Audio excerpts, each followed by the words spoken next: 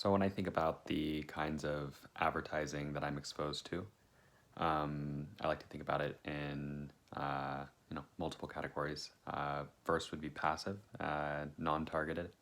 That would just be like advertisements that I see, billboards, things like that. Branding, all that stuff. That stuff that's not really aimed at me, but it's still it's passive and it's meant to increase brand recognition.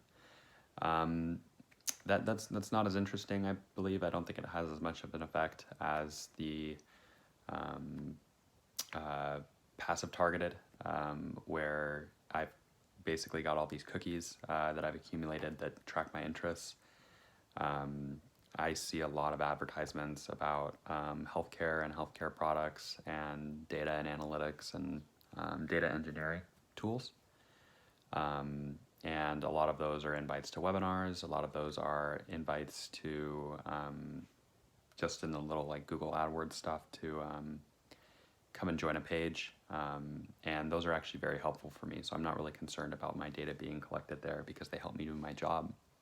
And oftentimes I'm able to find new products because the cookies and my browsing history is pretty specific enough and consolidated in one area that advertisers who are trying to reach me are able to track that through funnels and collect that data and reach a business to business customer. And I've been able to source multiple leads that have led to some good relationships being developed between myself between that advertiser and my company. And then there's more things that are active where it's I've signed up for certain advertising, whether that be email notifications, and those hit my inbox and recommend products based on my browsing history on and my preferences at certain e-commerce sites. For example, like Steep and Cheap. They do a really good job of tracking what I looked at last and then send me updates when there's similar products.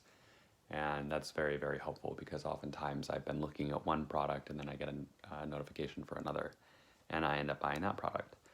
And the only time I'm not really concerned about my information being archived or analyzed. It's not like there's a person sitting there analyzing that information. It's more so someone picking a set of targets and they pick markers and they target those attributes, and the rest is automated. And so that doesn't really scare me.